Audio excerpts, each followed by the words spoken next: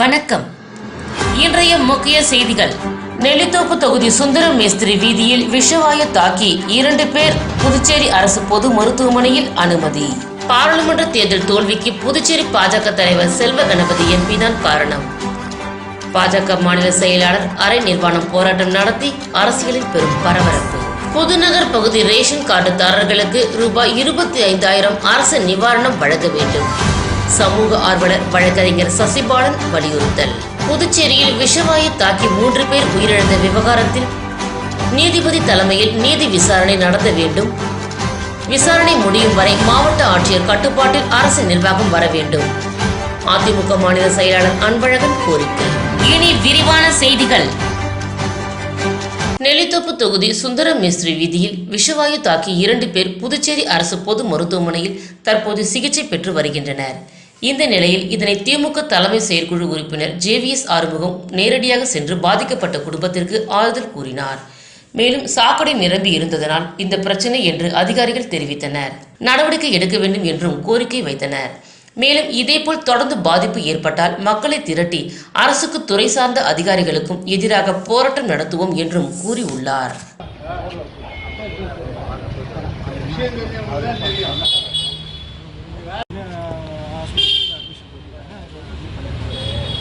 அவங்களோட parents advocate Santhoshkumar.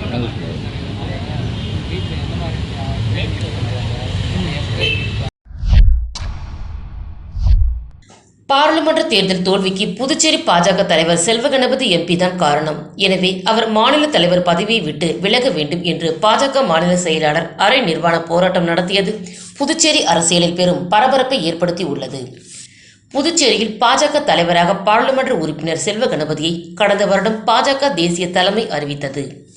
பாஜக தலைவராக செல்வ கணபதி எம்பி தேர்ந்தெடுக்கப்பட்ட பிறகு அவருக்கு வேண்டியவர்கள் மற்றும் அவரது ஆதரவாளர்களுக்கு தொடர்ந்து கட்சியின் முக்கிய பதவிகள் கொடுக்கப்பட்டு வருவதாகவும் நீண்ட காலமாக பாஜகவில் இருந்த பலர் புறக்கணிக்கப்படுவதாகவும் பல்வேறு குற்றச்சாட்டுகள் எழுந்த நிலையில் இது குறித்து பாஜக தேசிய தலைமையிடம் தொடர்ந்து புகார் அளிக்கப்பட்டு வந்தது. இந்த நிலையில் பாஜக மாநில தலைவர் செல்வ கணபதி எம்பி தலைமையில் பாராளுமன்ற தேர்தலை சந்தித்தது. அதன்படி தேசிய ஜனநாயக கூட்டணி சார்பில் உள்துறை அமைச்சர் நமச்சிவாயம் பாஜக வேட்பாளராக போட்டியிட்டார். இந்திய கூட்டணி சார்பில் காங்கிரஸ் தலைவர் வைத்தியலிங்கம் போட்டியிட்டார். இதில் 1,60,000 வாக்குகள் வித்தியாசத்தில் வைத்தியலிங்கத்திடம் பாஜக வேட்பாளர் நமச்சிவாயம் தோல்வி அடைந்தார். இது கட்சியினர் இடையே மிகப்பெரிய ஒரு கொந்தளிப்பை ஏற்படுத்தியது. இதுவரை பாராளுமன்ற தேர்தலில் ஆளுங்கட்சி வேட்பாளரை வெற்றி பெற்ற நிலையில் தற்போது எதிர்க்கட்சியில் உள்ள காங்கிரஸ் வேட்பாளர் வெற்றி அடைந்தது பாஜகவினரிடம் மிகப்பெரிய அதிர்ச்சியை ஏற்படுத்தியது. இதன் காரணமாக தொடர்ந்து பாஜக மாநில தலைவர் செல்வ கணபதி எம்பிக்கு எதிராக பாஜகவினர் குரல் கொடுக்க தொடங்கினர். அதன்படி பாஜக மாநில தலைவர் செல்வ கணபதி பாராளுமன்ற தேர்தலில் நமச்சிவாயம் வெற்றிக்கு முழுமையாக பாடுபடவில்லை. தொகுதி வாரியாக நிர்வாகிகளை சிறப்பாக செயல்படவும் விடவில்லை. தலைவர் என்ற போர்வையில் தன்னிச்சையாக செயல்பட்டார். கட்சி நிர்வாகிகளிடம் எந்தவித ஆலோசனையும் தொகுதி வாரியாக கேட்கப்படவில்லை. அவருக்கு வேண்டியவர்கள் மூலம் மட்டுமே கட்சி பணி செய்து வருகிறார் என்று அடுக்கடுக்கான குற்றச்சாட்டுகளை வைத்தார்.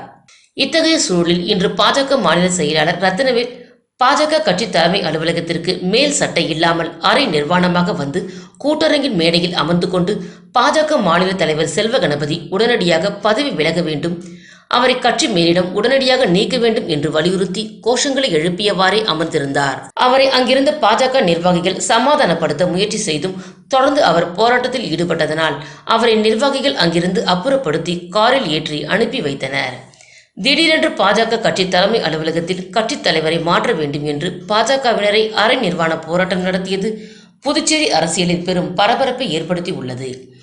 உடனே கட்சி தலைமை அலுவலகத்திற்கு உள்துறை அமைச்சர் நமச்சிவாயம் மற்றும் சபாநாயகர் செல்வம் உள்ளிட்ட முக்கிய கட்சி நிர்வாகிகள் ஒருவர் பின் ஒருவராக வந்தது மேலும் பரபரப்பை ஏற்படுத்தியது. வில்லியனூர் பகுதியில் நடைபெற்ற மஞ்சள் நீராட்டு விழாவில் விழா நாயகி செல்வி ஹேமாஸ்ரீ மேடையில் பாடி அசத்தல் வைரலாகும் வீடியோ தற்போது சமூக வலைதளங்கள் மூலம் பல்வேறு தரப்பினர் தங்களது தனித்திறன்களை வெளிப்படுத்தி பதிவிட்டு வருகின்றனர். இதில் பலர் பல்வேறு குரலில் பேசுதல், பாடல், நடனமாடி வெளிப்படுத்துதல், திருமண விழாக்களில் புதுமண தம்பதியினர் பாடி வருவது உள்ளிட்டவைகளை சமூக வலைதளங்களில் பதிவிட்டு வருகின்றனர். அதன் ஒரு பகுதியாக தற்பொழுது வில்லியனூர் பகுதியில் நடைபெற்ற மஞ்சள் நீராட்டு விழாவில் மூர்த்தி நகர் விரிவு சக்தி நகரை சேர்ந்த மஞ்சள் நீராட்டு விழாவில் விழா நாயகி செல்வி ஹேமாஸ்ரீ பாட்டு பாடுதலில் மிகவும் ஆர்வம் உள்ளதாக கூறப்படுகிறது. இந்த நிலையில் விழாவின் பொழுது செல்வி ஹேமாஸ்ரீ விடுதலை படத்திலிருந்து வழிநெடுக காட்டுமல்லி என்ற பாடலை பாடி அசத்திய வீடியோ சமூக வலைதளங்களில் வைரலாகி வருகிறது. அதனை பல்வேறு தரப்பினரும் இனிமையான குரல் என்று ரசித்து மேலும் அதனை பல்வேறு தரப்பினரும் ஷேர் செய்து வருகின்றனர்.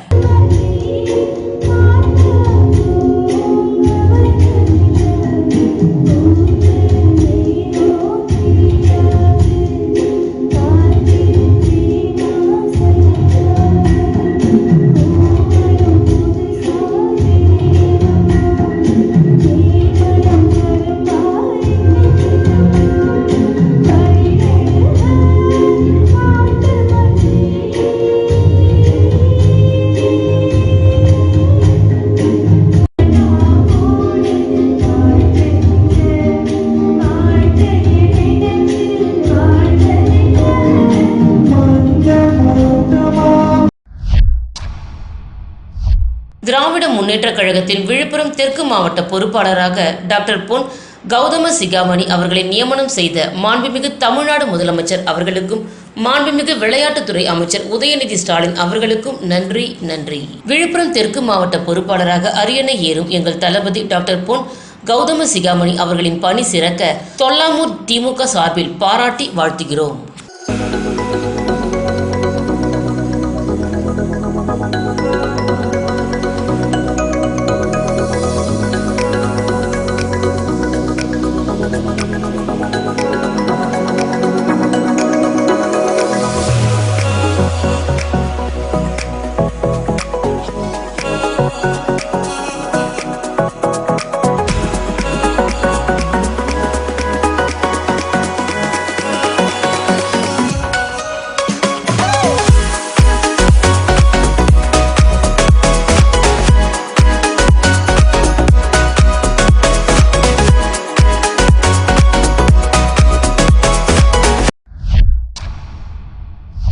விழுப்புரம் தெற்கு மாவட்ட திமுக கழகத்தின் செயல் வீரர் கூட்டம் திமுக மாவட்ட பொறுப்பாளர் டாக்டர் பொன் கௌதம சிகாமணி அவர்கள் தலைமையில் நடைபெற்றது.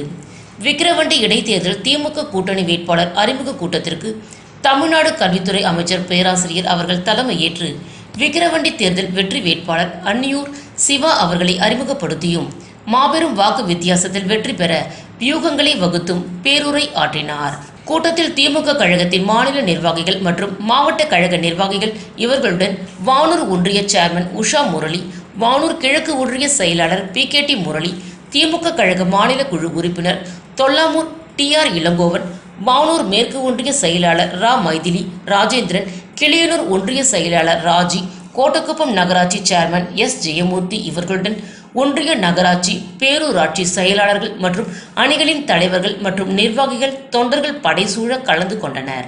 மற்றும் இவர்களுடன் தொல்லாமூர் கவுன்சிலர் திருமதி மின்னல் சேகர், கிளை செயலாளர்கள் டாக்டர் TVR சிட்டிபாபு, நிர்வாகிகள் குமார், கோபால் ஆகியோர் கலந்து கொண்டனர்.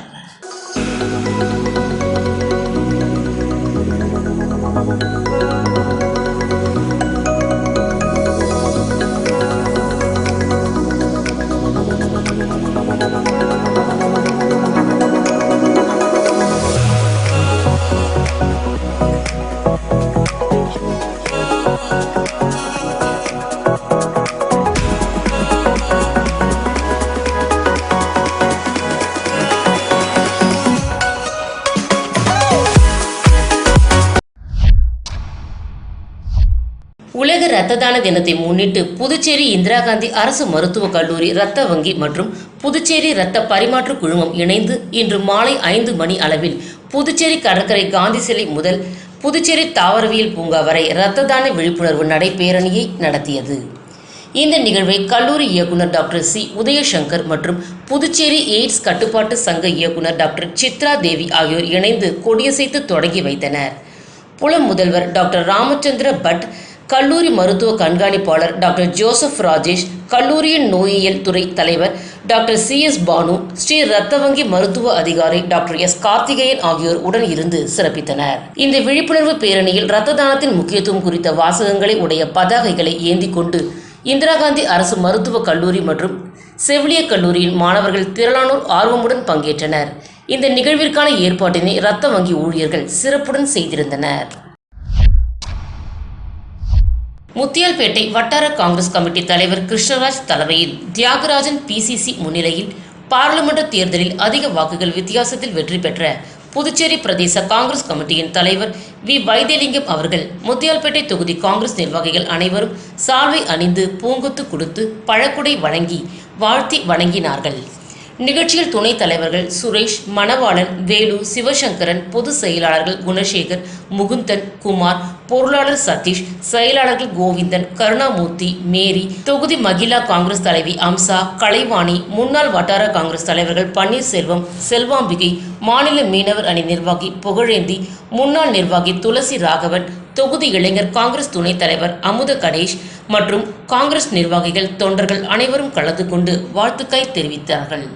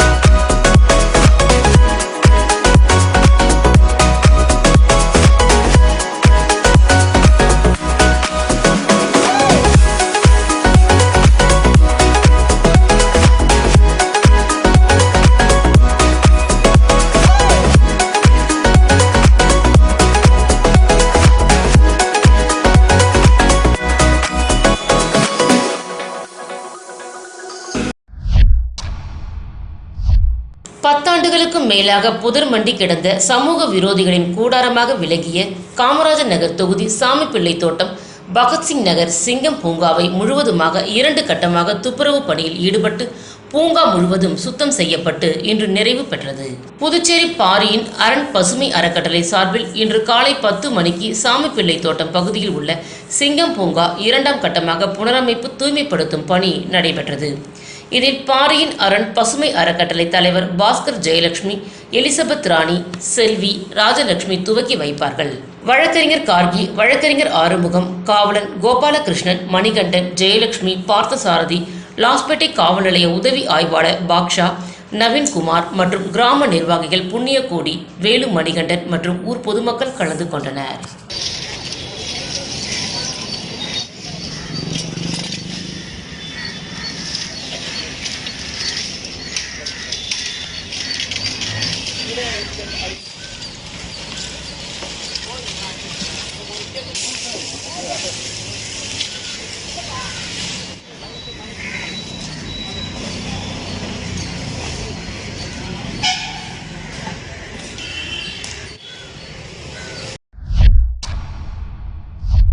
நெல்லித்தோப்பு தொகுதியின் சட்டமன்ற உறுப்பினர் திரு விவிலியன் ரிச்சர்ட் சட்டமன்ற உறுப்பினர் அவர்களின் பிறந்த நாளை முன்னிட்டு காமராஜர் நகர் தொகுதி சட்டமன்ற உறுப்பினர் அலுவலகத்தில் ஜான்குமார் சட்டமன்ற உறுப்பினர் அவர்களின் முன்னிலையில் தொழிலதிபர் விஜயராஜ் அவர்கள் தலைமையில் இன்று அன்னதானம் வழங்கப்பட்டது. விழாவிற்கான ஏற்பாடுகளை காமராஜர் தொகுதியின் தலைவர் மற்றும் நிர்வாகிகள் மற்றும் மகளிர் அணியினர் செய்திருந்தனர்.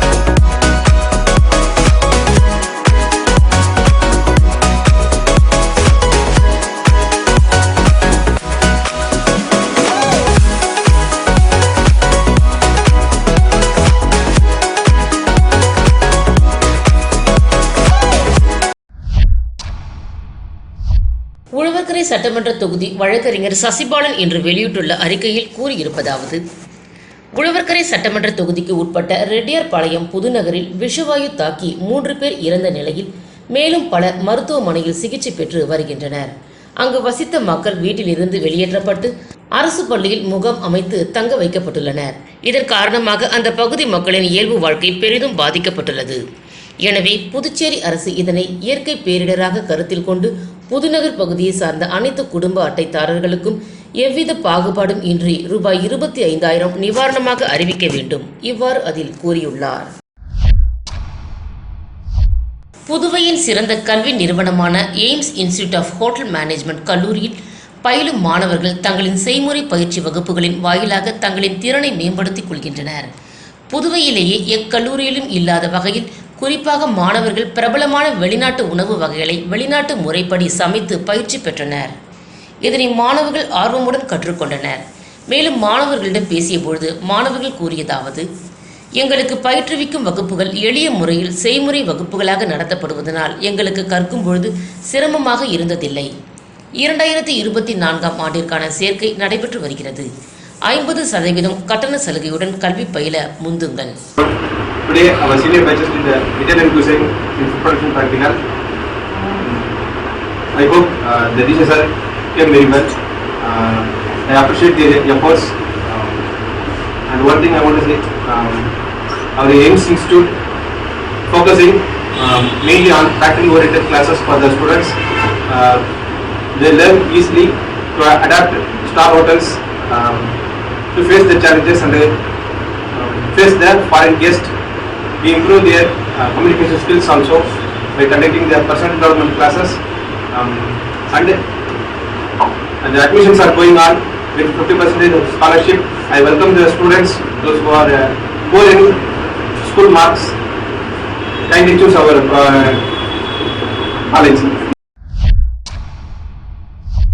புதுச்சேரியில் விஷவாயு தாக்கி 3 பேர் உயிரிழந்த விவகாரத்தில் உயர்நீதிமன்ற தலைமை நீதிபதி தலைமையில் நீதி விசாரணை நடத்த உத்தரவிட வேண்டும் என்றும் விசாரணை முடியும் வரை மாவட்ட ஆட்சியர் கட்டுப்பாட்டில் அரசு நிர்வாகம் வர வேண்டும் என்று அதிமுக மாநில செயலாளர் அன்பழகன் தெரிவித்துள்ளார். புதுச்சேரி ரெட்டியார்பாளையம் புதுநகர் பகுதியில் விஷவாயு தாக்கி 3 பேர் உயிரிழந்த சம்பவத்தை கண்டித்து அதிமுக மாநில செயலாளர் அன்பழகன் தலைமையில் 100க்கும் மேற்பட்ட அதிமுகவினர் பொதுப்பணித்துறை தலைமை பொறியாளர் அலுவலகம் முன்பு கண்டன ஆர்ப்பாட்டத்தில் ஈடுபட்டனர். அப்பொழுது புதுவை அரசையும் அதிகாரிகளையும் கண்டித்து கண்டன கோஷங்களை எழுப்பினர். மேலும் அலுவலகத்திற்கு உள்ளே நுழைந்து தர்ணா போராட்டத்தில் ஈடுபட்டனர். போராட்டத்தில் ஈடுபட்டவர்களுடன் அதிகாரிகள், காவல்துறையினர் உரிய நடவடிக்கை எடுக்கப்படும் என்று உறுதி அளித்ததை தொடர்ந்து போராட்டம் கைவிடப்பட்டது. தொடர்ந்து செய்தியாளர்களிடம் பேசிய அன்பழகன், கடந்த 10 ஆண்டுகளுக்கு முன்பு காங்கிரஸ் கட்சியில் ரூபாய் 285 கோடி அளவில் பாதாள சாக்கடை திட்டத்திற்கு டெண்டர் விடப்பட்டதில் மிகப்பெரிய ஊழல் முறைகேடு நடந்துள்ளது என்றும் 3 அப்பாவி பெண்களின் உயிரிழப்பிற்கு அதிகாரிகளும் அரசும் தான் காரணம் என்று குற்றம் சாட்டினார். மேலும் சென்னை உயர்நீதிமன்ற தலைமை நீதிபதி தலைமையில் நீதி விசாரணைக்கு உத்தரவிட வேண்டும் என்று பேசிய அவர், தேசிய அளவில் நுண்ணுயிர் மூலம் தாக்குதல் ஏற்பட்டால் நடைமுறைப்படுத்தப்படுவது போல விசாரணை முடியும் வரை மாவட்ட ஆட்சியர் தலைமையில் கீழ் அரசு நிர்வாகத்தை கொண்டு வர வேண்டும் என்றார்.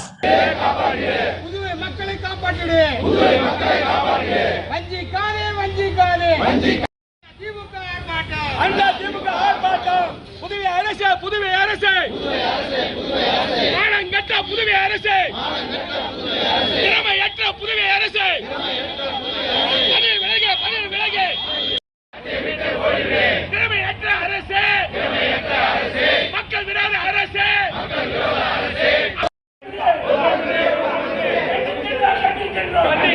கண்டிக்கின்றோம்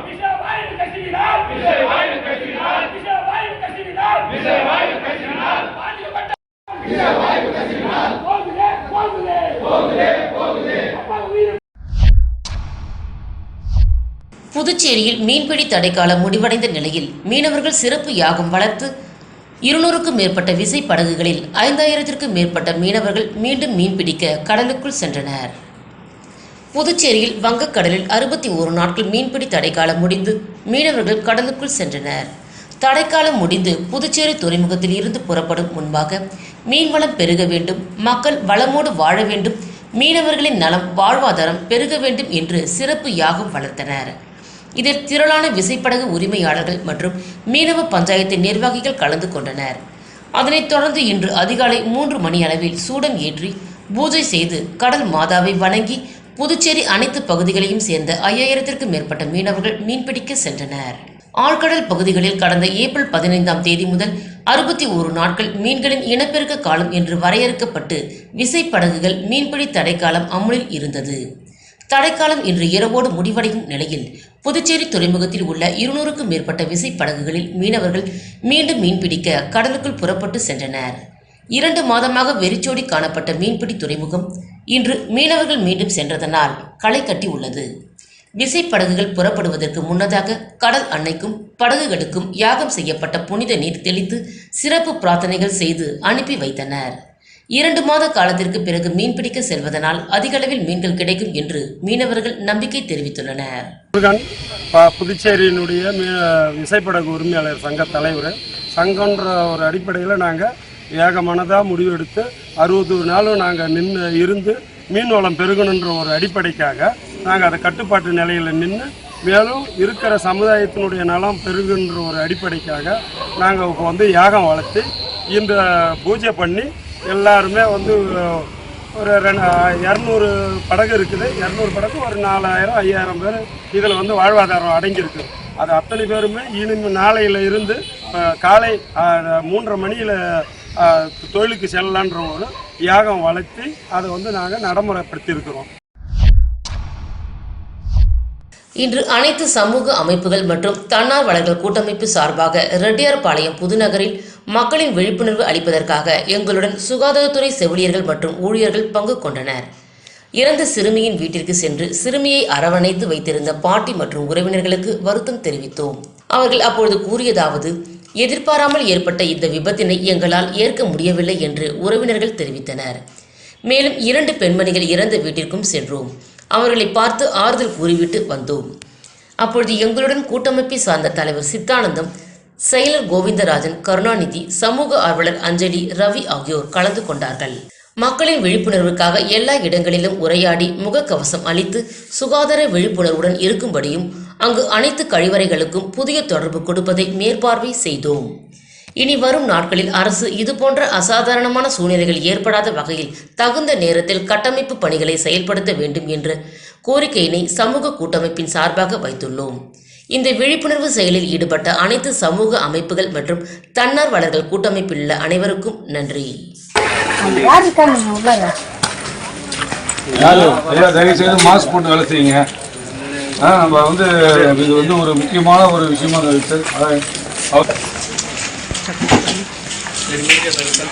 உழைக்கிறீங்க, உயிரை பாதுகாப்பு பணைய வச்சு செயல்படுறாங்க. தயவுசெய்து மாஸ்க் போடுங்க.